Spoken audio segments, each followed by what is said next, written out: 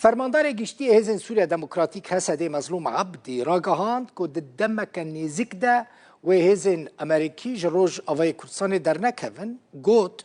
امریکا جوان نخواستیه که لگل حکومت سوری دست به دانستاندنان بکن. برینها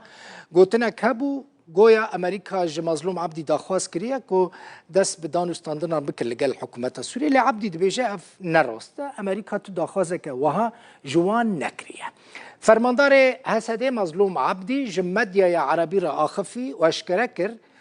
که ایرشین ترکیه لسر جرخانه باکر و روجلات سوری هر وها لسر روج آوای کردستان ده دما داوید گلکی زیده بونه. عبدی هر وها دبیجه امریکا گارانتی دایوان که ترکیه و بالافرین شر F-16 ده ایرشین لدجی حسده ده بکار نینه و دیار کرد که نتنه ترکیه گروپین سر به حکومت سوری و ایران واجی دست به ایرشان کرنه. لگوری گوتناوی چکدارین سر به ایران و ده ایرشین خود جداهی ناخ نافبر حسده و هف پیمانی ناف دولتی و اونها ده فکرن که اوی چاوا بر سوان ایرشین ملیسین ایرانی و حکومت سوری بتن. ده ایرش شکیده لسر ریبنده که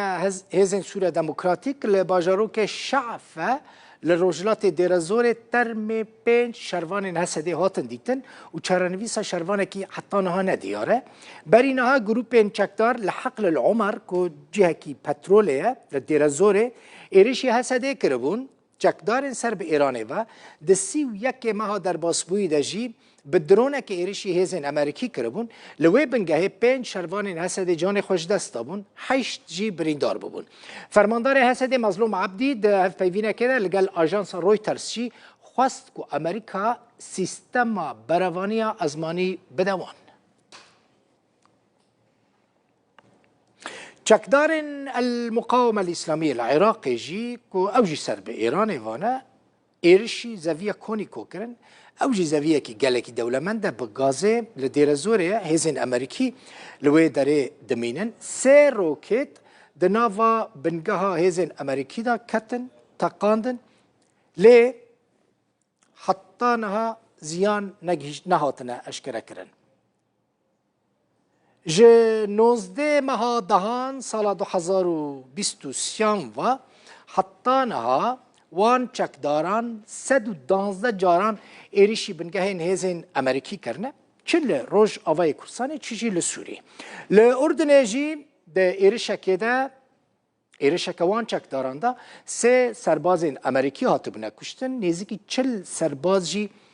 بریندار ببون پشت رجی امریکا گوت از حیفوان سربازین خوهلینم لبغدای ده ایرشکه ده دو فرماندار مزنین المقاومه الاسلامیه که سر به ایران وانه کشته بود.